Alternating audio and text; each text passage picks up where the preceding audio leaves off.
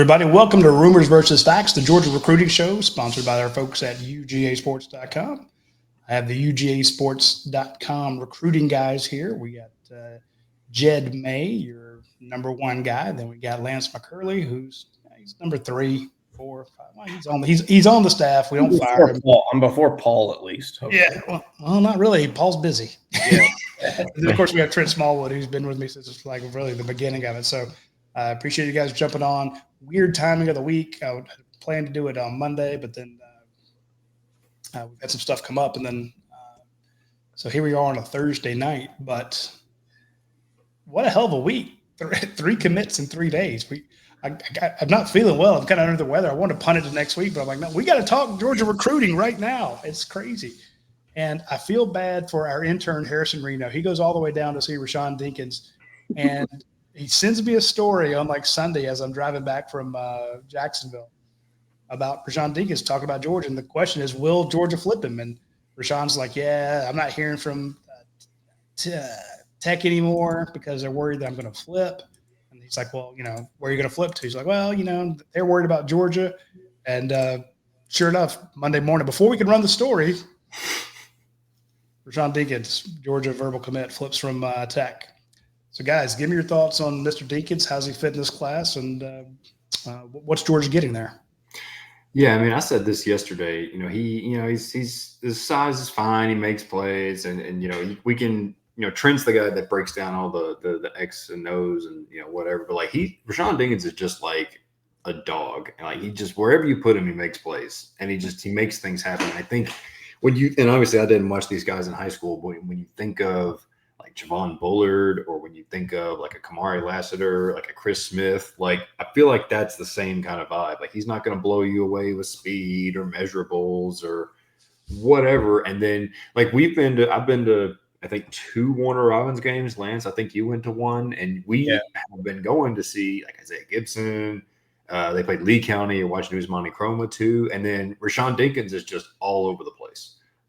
So he's a guy that makes plays. I think that's all you can really say about him. And Georgia needed a safety star type. They've had Dinkins identified for a month or 2, 6 weeks maybe, and it's kind of been trending this way for a while, and they finally got their guy on Monday, I think. Yeah. I don't think he's your. I mean, I think Javon Bullard is the perfect comp. I don't think he's your prototypical cornerback in the Kirby system. Mm-hmm. He's also not your prototypical safety that Georgia's normally recruited, but he's just a ball player. I mean, you watch him. He's he just plays balls to the wall every play. He's gonna he's not gonna wow you with top end speed. He's not gonna wow you with he's not going to be the best athlete on the field, but when you get it, you're going to get 100% football player. Did you just slap that guy? This is a scrimmage. Like the quarterback's wearing a yellow jersey, so it was clearly a scrimmage or spring game or something, and he's shoving that kid like 5 yards off the reminds me of the guys like Richard LeCount and those type guys who just are not scared to throw their body around, and he might be 170, 175, but he is going to lay the licks. And it's the same with Javon Bullard. I mean, Javon Bullard's out there playing with a shoulder dislocation or whatever he was in that last game, and he's still intercepting balls. So I think that is a very good comp. Bullard's a very good comp. Yeah, I just remember going to see him, and obviously. I took my dad with me, and we went to go see Isaiah Gibson. It was back when they were playing Peach County in their scrimmage, and my dad just like obsessed with like the size of Isaiah Gibson. And I'm like, no, you need to watch, was it number 2 or whatever number he is? He had 2 interceptions in the first quarter. I mean, he's a ball hawk. Obviously, he can plays offense for Warner Robins too. He's fast, and like Trent said, he's just not afraid to lay his body on the line to make a play. And if y'all that are watching this, subscribers, and haven't read Jed's article, the Coach's Corner, I got that interview from Warner Robins' head coach, Shane Sams. And I mean, just Jed, when you were listening to the interview, do you just like how intense Coach Sams was just about Dinkins? He was just compliment after compliment after compliment, and just what type of kid he is too. And I think that he fits well in the Georgia system. And yeah, the Javon Bullard, from size and just the way he likes to hit, but also from Middle Georgia too. So there's just something about that football, down there in Middle Georgia that I think that Rasean, kind of a lunch pail kind of kid. Yeah, I mean, you talked about what Sam's was saying about him. I think because he was like, he's a dream to coach, and he does whatever you ask him. I think he's the type that, like, if something happened and you're down to like your third quarterback, you just say, you know what, Rasean, will put you a quarterback and just figure it out. Like, that's what you.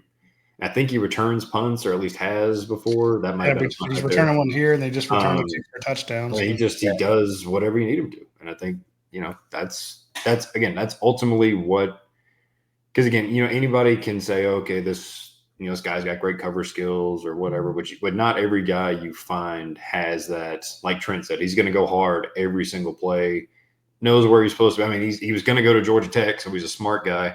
I don't know, man. I think it's a great pickup. I mean, Sam said it in his interview. I think he's underrated in my rankings. I'll be honest. I've been focused on Isaiah Gibson and some other guys, but no, he's a really good player. Another great, and again, not to compare him to put the expectations on him with some of these other guys, but I think he's going to be that next great, late, I guess, 3-star find for Kirby Smart in the defensive back crew. I've been kind of waiting on. I just remember talking to him over the summer, and it was just he told me straight up that one Monday or Tuesday I went down there that Isaiah Gibson wasn't there, and he was like, "Yeah, man, it's just Georgia Tech. They're really the only ones showing me love right now." 2 months later, he said Mississippi State and Auburn. I was like, "What about Georgia?" He goes, "Well, I plan on going up to a game soon," and you just saw this one kind of accelerate with Shamari Earls kind of we started hearing that news, and this is a kid that I really wanted to see in this class, especially with this. I think he fits well with all the rest of the guys. Definitely excited about him. Just watching him play, and sometimes like, well, why is he not a 4-star? Why is he not a 5-star? What are you going after? I'm beyond asking Kirby Smart, why are you going after a 3-star? A 3-star is a hell of a player. There's only like 850 of them in the entire nation. 3 million high school football players, so I'll take them. And I remember as a kid named Eric Stokes that Georgia took. It's like, And then size-wise, the length and such. I mean, when you see certain star that played at Georgia last year, not the biggest guy, but tearing it up in the NFL, causing fumbles. Size ain't everything. So 6 foot, 170 pounds. If he's good enough for Kirby, it's good enough for me. Well, he wasn't the only one that committed, but we're going to stick with he was the first this week. Then the next day they got a wide receiver, but this is the wide receiver that is in the 2025 class. So let's stick with this instead. Let's talk about Mr. C.J. Wiley. Now, for folks who have been following us a long time, we spent days, weeks, months talking about C.J. Wiley. And back before he committed, if I'm not mistaken, we had a bunch of guys think that Lance predicted in May that he was coming to Georgia. Sam did it in June. Same with me and Trent. And then the kid goes to FSU. Well, he decommitted from FSU because FSU is 1 in 1,000. They're just god awful this year. Georgia absolutely broke them in that bowl game. Won 1 game since, not great. And C.J. Wiley, as have a lot of their commits, have decommitted. And he decommitted and now he's a Georgia Bulldog. James Coley gets his man. Give me your thoughts on C.J. Wiley, guys. I'm going to defer to Trent on this one because Trent has been all over it. And I've said multiple times that I was kind of, I just, it's possible. I just wasn't necessarily feeling it. And Trent has been much like he did with KJ last year. Trent was like, I think Georgia's in a really good spot. Stuck by it after the A&M visit, which I think the decommitment was like the weekend coming out of the A&M visit. It seemed like A&M had momentum. And Trent was like, no, I think it's going to be – I think Georgia's in a good spot. And that was, 2 weeks ago? Didn't necessarily think it would happen this soon, but, Trent's been all over it. So, Trent, take it away. Hang on, Trent, before you get started, I do want to give this caveat. It would be easy to say Trent just picks guys to come to Georgia. he will also be the first to tell you Georgia stands no chance in hell of landing this kid. He's flat honest about it, and that's why people on one day they despise Trent, the next day they love him. But he's going to tell you honestly because he doesn't get paid by getting people's hopes up. He gets paid by giving them accurate information. So I just want to throw it out there. There are a lot of guys who say, "Oh yeah, Georgia's getting this kid. Georgia's getting this kid." They'll stand on the table saying Georgia's getting him, and Trent's like, "Not this like maybe the transfer portal, but they're not signing him." So go ahead, Trent. Yeah, I actually went and saw him. What was it, 3 weeks ago? And this is the kid that doesn't talk. I mean, he literally. I sent Jed the interview today just to see if he could get any quotes out of it, and it's really. At that time, it was I'm committed to Florida State, right? But his dad played at LSU. He was I think he was a 2-time All-American at LSU back in the 90s at defensive end. But he is I would say a legit X for Georgia. I think Georgia's been missing that big body receiver. Had a little bit in Colby Young this year, and then he had the suspension or whatever. But he's a definitely an X. I think he was a lot better with his. I thought his speed was a little better last year. I think he's put on some weight. It's not bad weight. It's good weight, but I think he's up to about 210 or 215. But I think Georgia, I think he's a raw guy, and I keep coming back. And somebody mentioned Nico Collins, and it's not necessarily Nico Collins right now. Nico Collins is one of the best receivers in the NFL. But I look back at his Nico Collins in high school, and Nico Collins was a big body receiver, had great speed. I think C.J. Wiley ran a 10.8. That was just raw as in his own body. I think CJ's a little raw with his high pointing ability. I think he's a little raw, and just the physicality of being like that, being able to be like a box out wide receiver, just throw to him whenever you want to. But I do think he's got the wheels. He's got he's definitely got the size, and I think Coley can definitely get something out of him. I think he sees you look at this kid and you see NFL. You see NFL. And he's got size. It's 6'4", 215 or 210.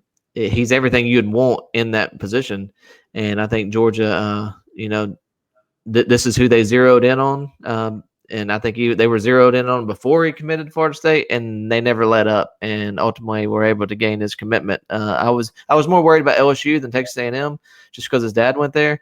But LSU didn't offer till late. I think he might have went to LSU. LSU did not offer until later on. Georgia was on him early. Florida State was on him early. Several other teams, and LSU offered later, and that kind of turned them on that, and the relationship built. And Coley did a great job, coming in, solidifying that relationship after the prior staff left, and was able to earn the commitment in the long run. It looks to me like a more aggressive Colby Young.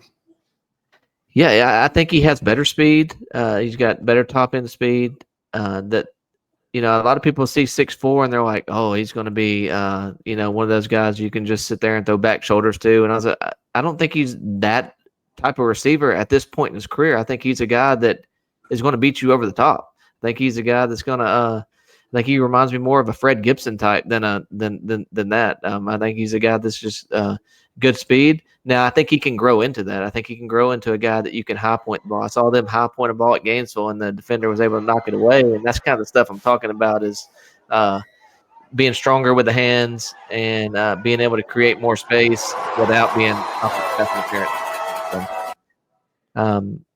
But yeah, I think he's got. I think he caught for 1,300 or 1,400 yards last year. I think he's only at 700 this year, but he does have Ethan Barber next to him, and I think they got pretty much identical stats. I think they're both about 700 yards receiving. Yeah. Lance, can you imagine him and Elias Williams out there? God, I mean, when I was talking to Elias last week, me and another reporter from another site were talking about, like, Elias could play the X spot if he really wanted to. And we asked him straight up. He was like, "I'll play anywhere over the field." And I was reading, another interview that one of our nationals guys, CJ's kind of said the same thing. But yeah, he's really, really good in that X spot. And when you imagine in a year or two, when they're both been in the system for a while, you've got a 6'7", 6'8" tight end, and you've got a 6'4", 6'5" receiver. You haven't seen that in Georgia. And I don't know, Roddy, you're a little older than all of us. You might be able to tell us. I mean, when's the last time you saw guys like that tall, playing for Georgia? It is pass catchers. You have to go back a long time to maybe Marlon Brown. Yeah. Aaron White. Great, he's tight end, but just a big body out there that you could throw to and hit those high points. But yeah, and here's a lot of guys that are that tall aren't that good. Yeah. Yeah. They're just too slow. I think Javon Wims is really the last one that Georgia had. And but he doesn't have the speed. Everybody around him was short. The problem is that you get these big receivers and they either have the physicality, but they don't have the speed, or they have the speed and just have brick hands or something. And I think he has 180 pounds. They're skinny all the way. I mean, their biceps no bigger than their wrist. I mean, you look at him and you see 6'4", 215. I mean, you're starting to see like Calvin Johnson size coming out of high school, and not comparing him to Calvin Johnson, but that you're starting to see that kind of size, and that you don't see that often. Yeah. A lot of him clips here. This is all from his junior season when he's not quite as polished as he is now. But you see why he was made such a high priority, fighting off battles, pushing guys down, catching 50-50 balls, being very aggressive. I like it a lot. That's pretty strong. Let's see. Let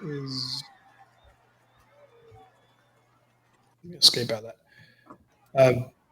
Any worries about him flipping back?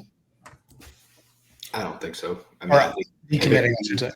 I think he's. I mean, one, if you're not 100% sure, I mean, there's no point in committing at this point in the cycle anyway. I mean, maybe that's like a naive way to look at it, but hell, there's a month till signing day, or not even really. So, but I just think he's the type of guy that, and again, this is obviously sounds naive because he obviously is flipped, but I just think he's a guy that at this point, he's like, I want to be done with all the recruiting stuff. I'm ready to just, playoffs are starting, I guess, next week. I want to focus on the playoffs and then, sign and enroll in a few weeks. So I don't think so. I wouldn't be worried. I mean, I'm sure he'll be at the Tennessee game along with every other recruit in a 300-mile radius of Athens. So no, I don't think there's anything to worry about. I also think his dad being a college athlete, and knowing how this system works and having been through it, they did their homework. That's why when all this Texas A&M stuff started popping up, and them favoring he was favoring Texas A&M now. So there's probably relationships there, but they're doing their homework. Like his dad and him and have been to Georgia numerous times. Him and James Coley, he told me him and James Coley talk several times a week, and I just thought, Georgia's gonna be good here just because the relationships that not only that they built with CJ as a player, but with the family as well, because that having that dad and building relationships with him is important as well. I just get worried though, not the way it is now with a guy he's rare. I mean, he's not David Sanders rare, Elijah Griffin rare, but a tall, like you said, wide receiver with some speed, with some size. You're starting to get into that unicorn territory. And a lot of schools like, hey, that's an NFL player. And we got NIL because we got people who are desperate to win. Kirby doesn't spend a lot of money on, high school kids NIL. So, and not saying that it's not a factor here, but it's just, like I said, there's a month left, and these other schools are not going to stop just because he's committed to Georgia. Now, I really like this recruiting class they're bringing in. I mean, Talon Taylor, he's Robinson, and we're going to have a story tomorrow on the front page of UGAsports.com about this recruiting class. But yeah, this is quite the haul for Georgia. Yeah, and I mean, each guy kind of brings his own thing. I mean, Wiley's the big body type. Talon Taylor, I think, is probably the most well-rounded guy. Great route runner, great hands, good, not great speed, but just can kind of do it all and is dominating up there. Landon Roldan is the speed guy. Thomas Blackshear is the kind of, I referred to him as a Swiss Army knife in that story because he lines up all over the place. And Tyler Williams is the lowest ranked guy, and you watch his film and you're like, this guy can do everything. He scores, he creates long plays after the catch. He goes up over defenders, and this is the lowest ranked guy. So yeah, I mean, these 5 guys are, I would say probably the best receiver class Kirby Smart's probably got in. I mean, Trent, you've been there for all of them, but just the depth, the talent, the different complementary skill sets, it's everything's there for one of the best classes in the country. Yeah, you just got the whole package. You got guys that can play all 3 positions that Georgia has on the field. Not to mention that you got 2 tight ends that offset each other very nicely, and I just think you got the whole package when it comes to pass catchers, and that is the main thing Georgia needs right now. I mean, you look at their wide receiver core, and it's really depleted this year due to different stuff. And who's coming back from that wide receiver stuff? Who's coming back from that room next year? I mean, Arian Smith is a senior. Lovett's gone. Even if Colby Young gets cleared, he's a senior. He's gone. Dylan Bell could leave.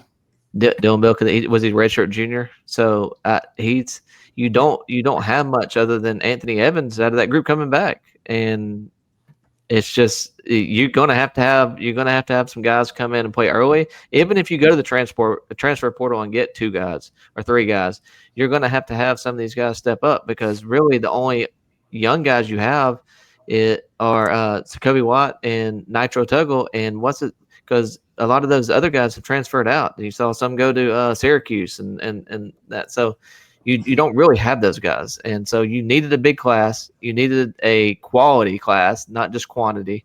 So you got 5 quality guys, and if you can add a couple from the transfer portal to give some older guys in that room, then you turn out to have a very good group here in the next couple of years. I think next year we'll see a lot more London Humphreys and maybe Michael Jackson III, but it's not just this class they've done so well in. Tuesday, this one caught me off guard. I wasn't ready for this. Vance Spafford. This dude's awesome. This dude is awesome. This cat, let me pull up his rankings here. We have him number 36 in the nation, so that's right up there with Talon Taylor, right? Mm-hmm. Yeah, Talon's 38. 38. So the number 5 kid in the state. Now, normally I don't mention state rankings because you're number 1 in Rhode Island. Who cares? If you're number 5 in the state of California, that's pretty damn impressive. He's the number 5 guy in the number 5 wide receiver. But again, 36, that's right on the cusp of being a 5-star. This Vance Spafford kid, he's not big. God damn, watch this kid play. He can run. Good. I mean, he's tackling. He's throwing people to the ground.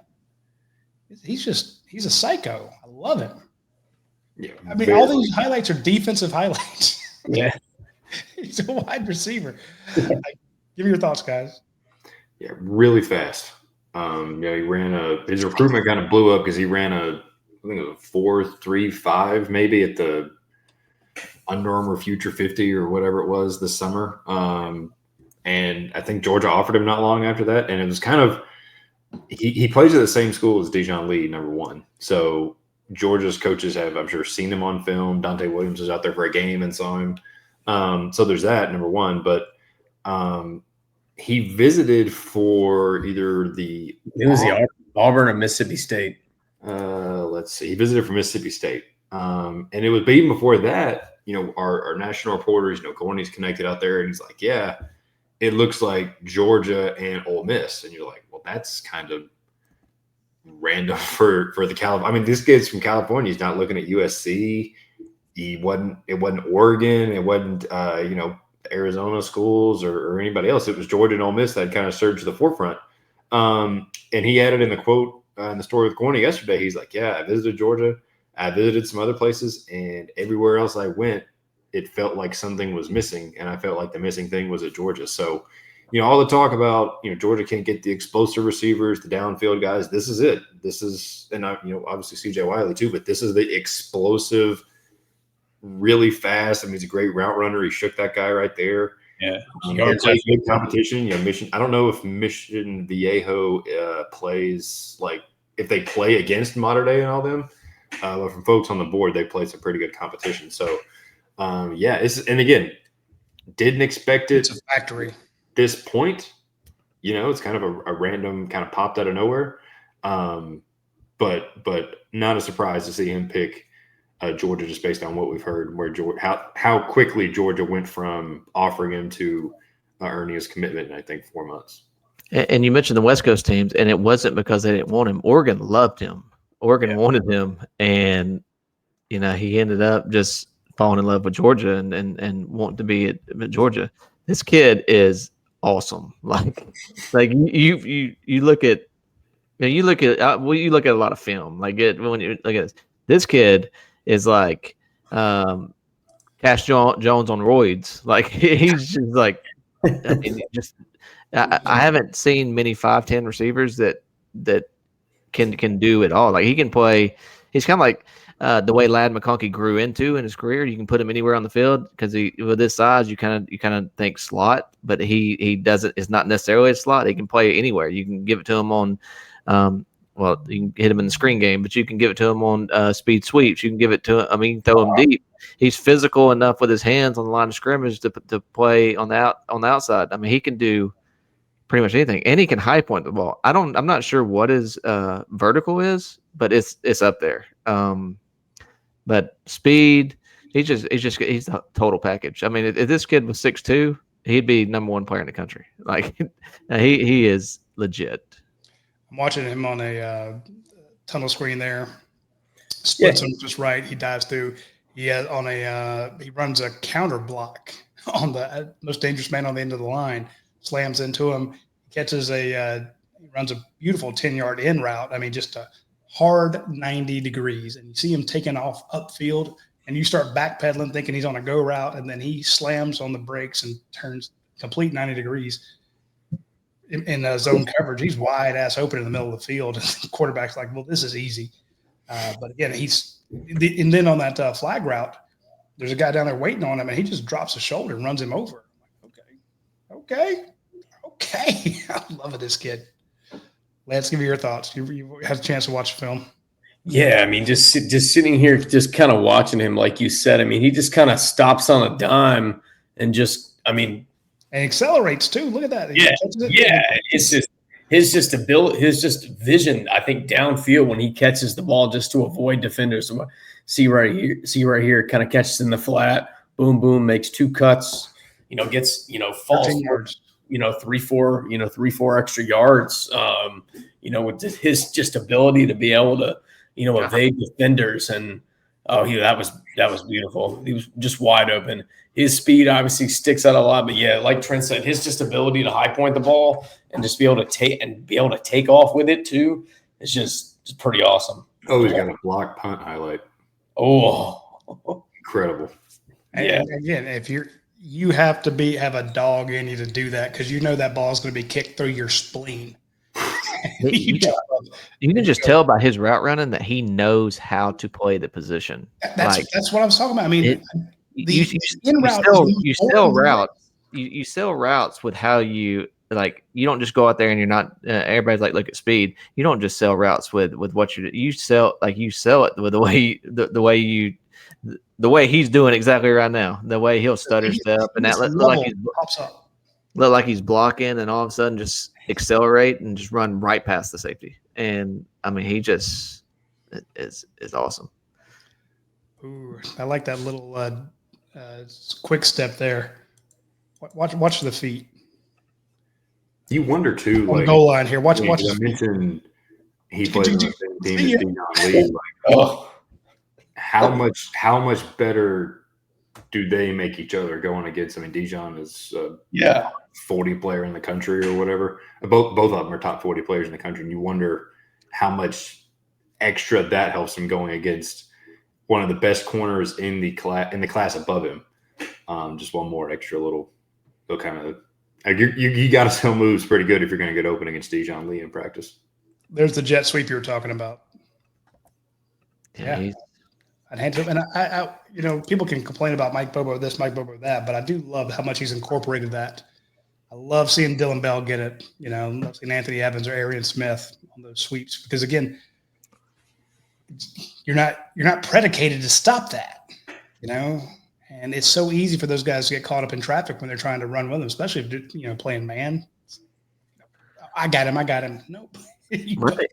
I think you could just tell last week when you talk about Mike Bobo and trying to incorporate their playmakers, and you're down some offensive guys, and then you is Dwight Phillips is he going? I mean, we need to put in a package for him because that you got to incorporate those guys. You saw Anthony Evans come in, and when Colby Young went out, and they incorporated him in the offense. He had 90-something yards on 3 or 4 touches.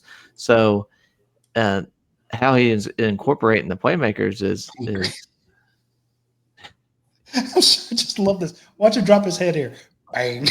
Boom. He's 5-0, and he's just killing people. He's fun to watch. I mean, I'm sorry, I could just spend the whole time watching these clips. When Georgia got him, I had to see this film, and I'm like, I went and looked him up on Huddle. I'm like, this is a blast. So I like it. All right, one other guy we need to talk about, Georgia Landon here. I don't think we talked about Anthony Kruah since he committed. Man, we haven't done a show in a while. All right, outside linebacker, 6'2", Marietta. Yeah, I mean, Georgia thinks he can be, a hybrid guy. Inside, he's listed as an outside linebacker, obviously, but another guy plays all over the field for Marietta. I think the night before or the game after he committed, he had like 3 touchdowns on offense and ran a kickoff back or something. So he's another just a dog ball player. But you need athletic linebackers who can play in space, who can cover, who can rush the passer. You're seeing that more. Like I think that's almost like a prerequisite if Georgia's going to go after you. And Kruah certainly fits that mold. He's more. He's not quite as big as Zayden Walker is, but Zayden Walker can do that too.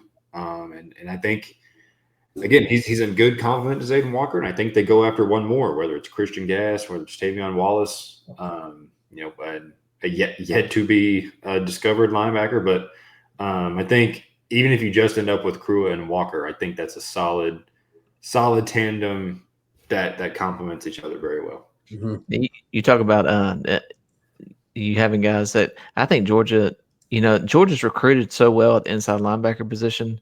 You kind of stack the cupboard there, but I think they look for guys like you mentioned that could do it all, like your Chris Cole, that you can bring them in early in their career, have a role for them, let them earn out a role as a third down player, a guy that can cover, a guy that can come in and blitz, a guy that can cover man to man. We've seen Chris Cole do that. And then work their way into position. You've seen that over the past, Channing Tindall and all those guys that have kind of worked their way into even Jalen Walker. He's been that guy. I mean, Jalen Walker was not a inside linebacker or outside linebacker really, and then he kind of carved out a role as a pass rusher last year, and now he's played inside linebacker, and now you can't take him off the field because he's playing a little bit of both. So I think they try to get guys that they not only play on special teams early in their career, but kind of carve out a role on the defense and then work their way into a full-time role. And because, that inside linebacker room is filthy. I mean, and all those guys are coming back besides Munden. And just continue adding athletic pieces like this year after year is just look at him outrun everybody on a wheel route.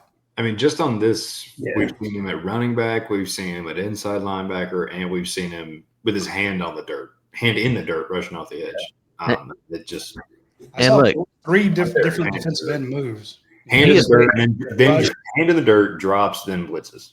he is Marietta's whole team. Yeah. Like literally, they went 2-8. I believe it's 2-8 or 1-9, 2-8, but they didn't make the playoffs. But he literally is their team. Like, and so they are zoning on him wherever he's on the field, whether it's offense, defense, and he's still Dragging making plays guys. all over the place. Yeah. Looks like a bowling ball right there. I mean, yeah, I'm gonna just sack, but hang on. Yeah, sorry. Baller standing up on the edge rushing. I mean, every Here it is, a running back. Look at this. Okay, let's count the tackles. 1, 2, 3, 4, 5, 6 guys, and he still almost scores.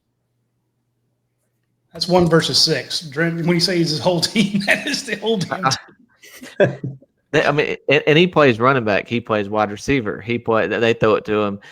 He plays defensive end. He plays inside linebacker. He plays outside linebacker. I'm sure he's played some safety. He plays all over the place, and rightfully so. A guy that's that good and somebody that is keying on a player that he's the best player on the team. It's good. It's good that you play him all over, so you can't really key on him every play. But he's an awesome athlete, just an amazing athlete. Mm-hmm. I don't know why Jed's got him ranked as low as he does, but it's because they were mean to Harrison when Harrison went to go interview him. Oh, that's right. Immediate drop. Was he an out-of-state kid that moved in? Is he originally from Philadelphia, or is that someone else? I think I'm thinking of. I do not know. But I mean, yeah, I mean, I just remember he's lank. He's lank. I mean, he's just got these long arms too, that I think just kind of help him. You know, say he gets out of place, he can shut a blocker easily and go get like he just did right there. All right, so 4 commits. Lance, he is from Pennsylvania, according to his Twitter location is Philadelphia anyway. Good call. I didn't know that. Yeah. Ain't got no good football in Philadelphia. Tell DeAndre Swift that. Tell DeAndre Swift that. I was about to say there's like 9 different former Georgia players up there. How many guys are on the Eagles now? All of them. It does N'Kobe Dean, Jordan Davis, Carter. DeAndre Swift's not on the Eagles anymore. Nah, he's with the Bears. I can't. I don't. Mark Webb also from Philadelphia too, but Mark was Mikey Smith from Philadelphia, isn't he? Yes, but yeah, they were cousins, I think. Mm-hmm. 2 good dudes. Okay, so since our last show, 4 commitments, tearing it up. We are though. How long until signing day? Just 6 weeks. A little less than a month. No, it should be. It's the first week from 4 weeks from yesterday, right? Is it December 3rd or 4th? I thought it was later in December. No, it's the 4th through the 6th. I think is the. Okay. It's right. It's right before the SEC championship. Yeah, it's that week. So that's going to be a fun week. We're trying to cover that and prepare for if Georgia makes it to the SEC championship, they may not be in it. Still got a lot of football to play. All right, who's left? Who's next? That's the question. Yeah, I mean, I think the guy I'm looking at is Jeremiah McLeod, the defensive lineman out of Lee County, teammates with Usmani Chroma, and he's, Georgia has been, as Georgia's looked to add another one of these 3-tech types, I think he's the guy that's kind of pushed his way to the top of the list. He's a little not undersized, even just kind of short. I think he's probably 6'2", maybe 6'3", but he's productive as hell. I mean, he's fantastic as a defensive lineman for Lee County. But committed to Florida, Georgia's been all over him, and we heard in the week he told me that he'd be having a close eye on the Georgia-Florida game. It's going to help him make his decision, that kind of stuff. Then we heard a couple of days before that things were heating up. So I mean, honestly, he had a cryptic tweet this morning with like eyeball emoji or something, and I was like, well, we're going to make it 4 days in a row. So he did that. I think it could happen at any time, to be honest. I think he could end up at this point, because he hasn't taken his official visit to Georgia and he's working on setting it up for a game day, it wouldn't shock me if he takes his official that Tennessee weekend, maybe, and then pops after that. But I think this one is trending in Georgia's direction. I think he's ultimately going to be a Bulldog at some point. But that's the guy. But I mean, as far as what's left, you got a 3-tech defensive line spot. You got the Justice Terry reserve spot. And I don't know, like another inside linebacker, another Chase Linton. You can't forget about him at edge. Maybe another defensive back, maybe another inside linebacker. We're probably looking at what, Trent, 5 spots, maybe. I'm looking at who's going to be that last offensive lineman because I think they're going to go get. I think they're going to get an offense tackle. You think they're going to get Demola? No, I don't think it'll be him. But I think it'll be offense tackle. Interested on the quarterback situation with flirting around with a second quarterback. I don't think Georgia's done with Dajon Lee. I think that's still very much in play. And I'm interested to see what happens on this Tennessee week. Does Georgia get Eric Winters back in town? Does Georgia Please.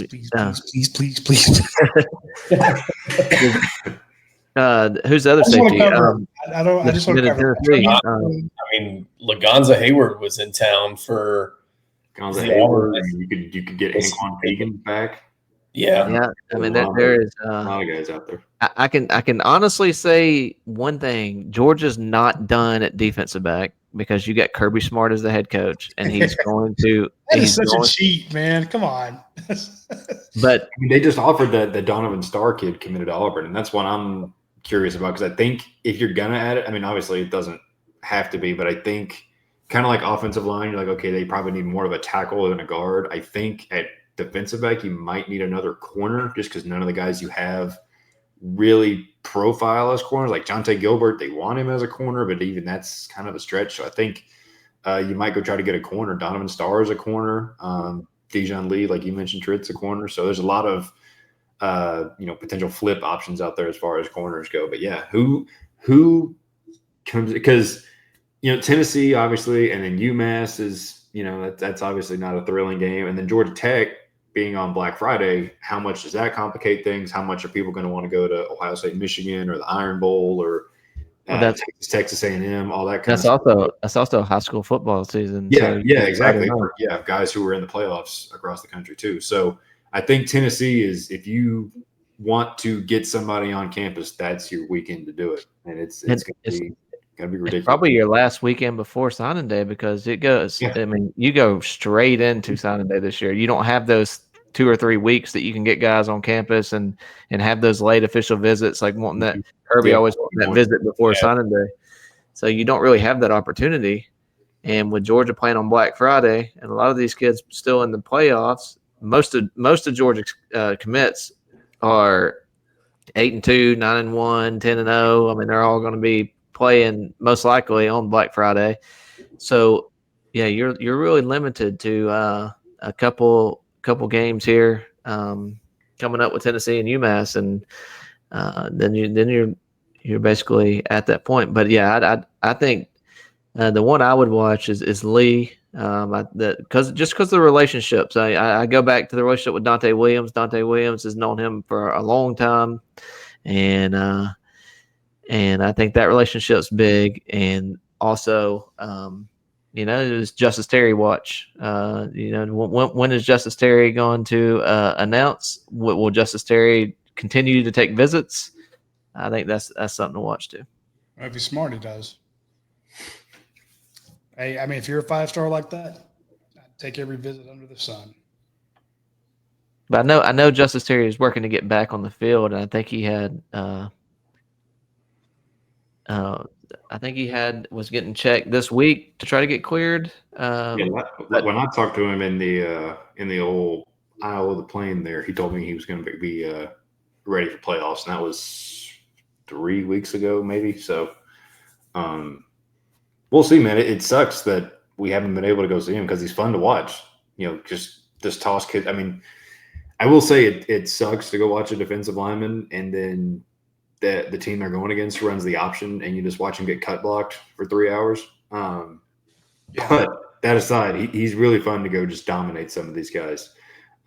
Especially when you get the mismatches you sometimes get in single A football. Sounds like watching Paul Johnson against Georgia for the past. Yeah, exactly. Yeah. And you always knew on the first play that one of your defensive linemen was going to get injured. Not first series, excuse me. Is it Julian Rochester that went out? Yeah. Probably. 7 years at Georgia. Back in 2008, for Paul Johnson's first game. I'm just saying, there was every year somebody would get hurt, and then all of a sudden it's like, oh, hey, that A gap's open because their zero technique is on the sideline holding his knee. So, stuff. All right, folks, that's all the time we have for this week's show. We appreciate everybody tuning in. It means a lot to us. And I know it's an odd timing, but there's a lot going on with Georgia recruiting. We want to do it Monday, but then if we'd done it on Monday, we'd had to do it show Tuesday and Wednesday. So it worked out great that Georgia picked up a bunch of commits. We're doing our show today, and we're able to talk about each one of them. And as mentioned here at the end, there's a few more guys that might be popping. So stay tuned to the vault at UGAsports.com. Some of these things that are surprises to other people are not surprises to the readers at UGAsports.com, because our guys go on and say, hey, here's something to watch. So whenever you see that insider note tab at the vault on UGAsports.com, click on it. That's where all the good stuff is. All right, we'll talk to you later. Take care.